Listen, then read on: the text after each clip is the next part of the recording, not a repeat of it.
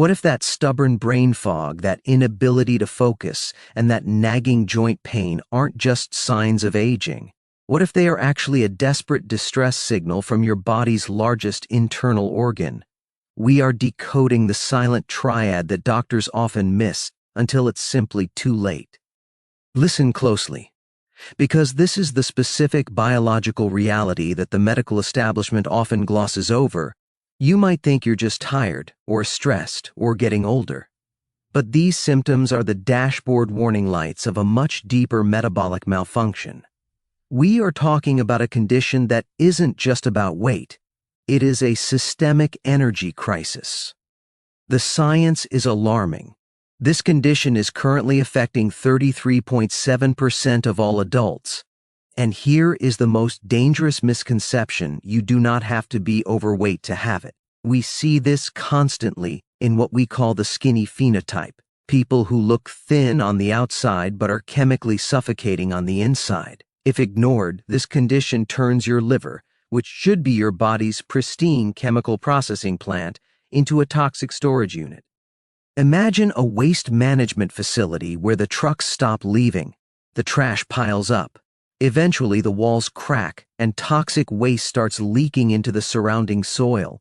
That is exactly what is happening inside you. When your liver becomes a toxic storage unit, it begins leaking inflammatory factors into your bloodstream, which travel directly to your brain and your joints.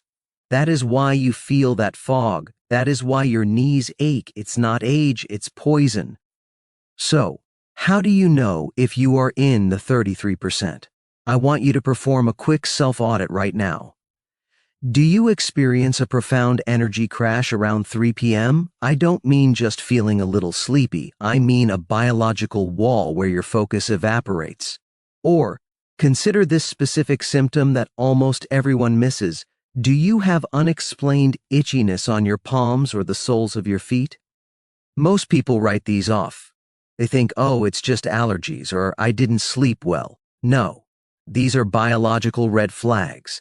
That itchiness is often caused by bile salts backing up in your blood because your liver's filtration system is so congested it cannot process them effectively. That 3 p.m. crash is your metabolic machinery failing to access fuel because the liver is too overwhelmed to regulate your glucose. These are not annoyances, they are the warning shots before the war. And today, we are going to stop ignoring them and start fixing them. To fix this, we need to stop treating the symptoms and look directly at the engine that is causing them. We need to understand a specific biological mechanism called de novo lipogenesis, or DNL. In plain English, think of DNL as a fat creation switch. Most people believe that eating fat is what creates body fat, but the science shows us something far more interesting and far more dangerous. The real villain here isn't the avocado or the steak you ate for dinner, it is excess fructose and refined starch. Here is exactly how your body processes energy. When you eat, your liver acts like a pantry. It takes sugar and stores it on shelves as something called glycogen. This is normal, this is healthy. But your liver is a small organ. It has limited shelf space. When you consume a constant stream of fruit juices, sodas, breads, and pastas, those shelves get full. But you keep eating. So, what does the liver do? To survive the onslaught, it has no choice but to flip that DNL switch. It takes that excess sugar and chemically converts it directly into palmitic acid, a thick, sticky, saturated fat. You are literally turning sugar into fat inside your organs. I want to give you a visual to hold in your mind so you never forget this. I want you to imagine your liver as a house. In a healthy body, that house is a pristine, high-tech recycling center. It's like a factory with conveyor belts moving smoothly. Trucks come in with fuel, the workers process it, and trucks leave with waste. It is clean, efficient, and breathable. Now, imagine that same factory in a state of fatty liver disease, or MASLD. It becomes the hoarder's house. Visualize the conveyor belts stopping dead. But the delivery trucks, your meals, don't stop coming. They keep dumping boxes at the front door. The workers inside, your liver cells, have nowhere to put them. So they start stacking boxes of yellow fat in the hallways, then in the break rooms, then in the control center.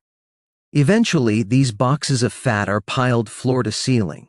They are physically crushing the workers against the walls. The windows are sealed shut, trapping toxic fumes inside the building. This is not a metaphor, this is biology. Your liver cells literally balloon with lipid droplets. These droplets grow so large that they compress the cell's nucleus and its organelles, the machinery that keeps the cell alive, until they suffocate. The cell can no longer function. It becomes a zombie, alive, but unable to work. And here is where the industry tricks you. This is where the low-fat myth becomes dangerous. For decades, marketing has told you to buy low-fat yogurt or heart-healthy cereal to lose weight. But look at the label. When they take the fat out, they pour the sugar in to make it taste good. When you eat that low-fat strawberry yogurt, you are consuming a massive dose of sugar without the buffer of natural fats. This spikes a hormone called insulin. High insulin does two terrible things simultaneously. First, it locks the doors to your fat cells, making it chemically impossible for you to burn your own body fat for fuel. Second, it force feeds that sugar into the liver, overwhelming those shelves we talked about and slamming that fat creation switch into the on position. The very product you bought to be healthy is actually the most powerful fat creator in the grocery store. You are trying to clean the hoarder's house, but you're paying a delivery truck to dump more boxes in the living room every single morning. So, how do we fix this? How do we clear out the hoarder's house? The answer is not a fad diet or a magic pill. The guiding principle we are going to use is simple. Filter the fuel to clean the house. You cannot possibly clean a hoarder's house while delivery trucks are still unloading boxes at the front door. We have to stop the assault first. Here is your precise 3-step action blueprint. Step number 1 is what I call the oil change. You need to immediately identify and remove the inflammatory seed oils sitting in your pantry right now. I am talking about canola oil, soybean oil, corn oil, and vegetable oil. These are highly processed industrial lubricants that drive systemic inflammation. But simply removing them isn't enough. We need to replace them with a fuel that acts like medicine. You are going to swap those oils for omega-3 fatty acids, found in wild-caught fish or high-quality supplements, and extra virgin olive oil. This isn't just a culinary preference, this is genetic engineering. When you consume omega-3s, they travel to the liver and interact with a specific nuclear receptor called PAR-alpha.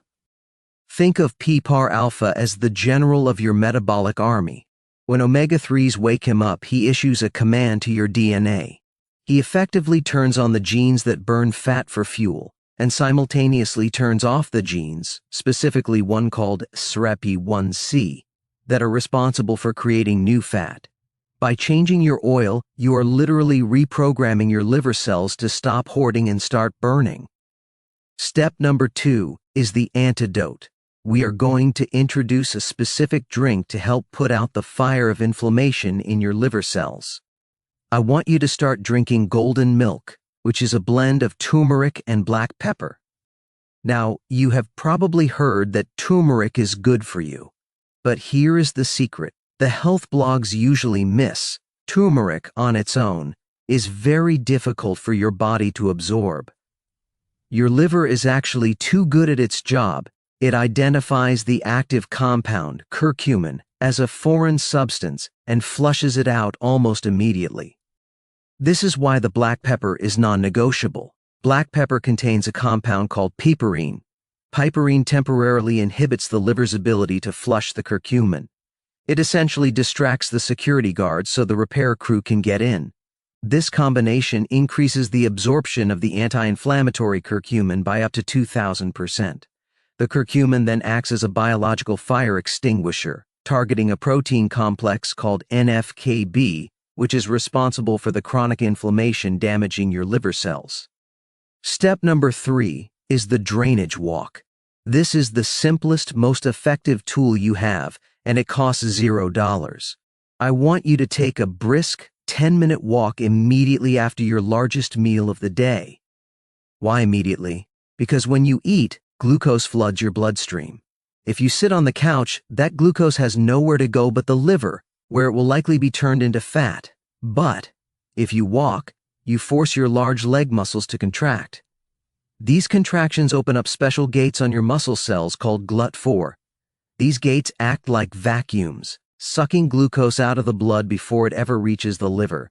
You are essentially intercepting the delivery truck on the highway and diverting the cargo to a different facility.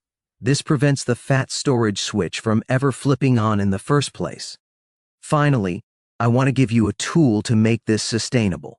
Use a simple kitchen timer or an app like Zero to track a strict 12-hour fasting window. If you finish dinner at 7 p.m., do not consume a single calorie until 7 a.m. This 12-hour break is critical. It gives your liver enough time to finally deplete those glycogen shelves we talked about earlier. Once the shelves are empty, your body switches modes. It enters a state called autophagy, which literally means self-eating. This is the cleaning crew coming in at night to sweep the floors and recycle the damage. But this only happens when the shelves are empty. Give your body that 12-hour window, and the healing becomes automatic. Before we wrap up, I need to protect you from a dangerous trap that catches millions of people trying to fix this exact problem.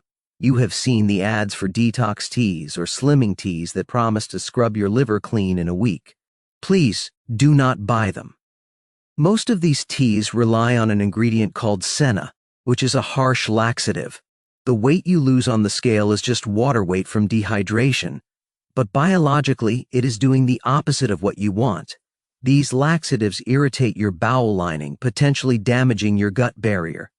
When that barrier is weak, it allows bacterial toxins, specifically something called LPS, to leak from your gut directly into your bloodstream. Guess where those toxins go first? Straight to the liver. By drinking that tea, you aren't cleaning the filter, you are dumping more sewage into it. Also, a critical safety note before you start the Antidote protocol we discussed.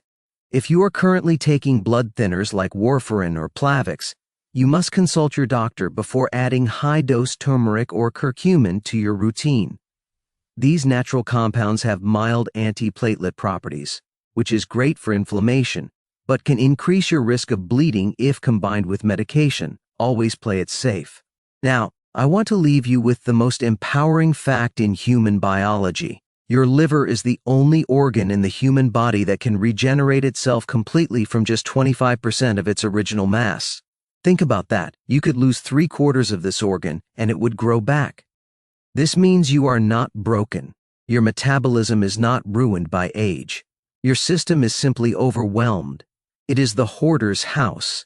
But the very second, you stop the assault and implement these swaps, the rebuilding begins. Your body wants to heal. You just have to give it the space to do so. So, here is my challenge to you. I call it the 12-hour reset. For the next 3 days, I want you to simply focus on that one rule: leave a clean 12-hour gap between your dinner and your breakfast. No late-night snacks, just water. Give your hoarder's house crew a shift off so they can finally start clearing those boxes. If you are in for the reset, click that like button so I know you're taking action. And I want to hear from you in the comments below. Which of the silent triad signs have you been ignoring? Is it the itch, the joint pain, or the brain fog? Let's decode your symptoms together in the comments. I'll see you there.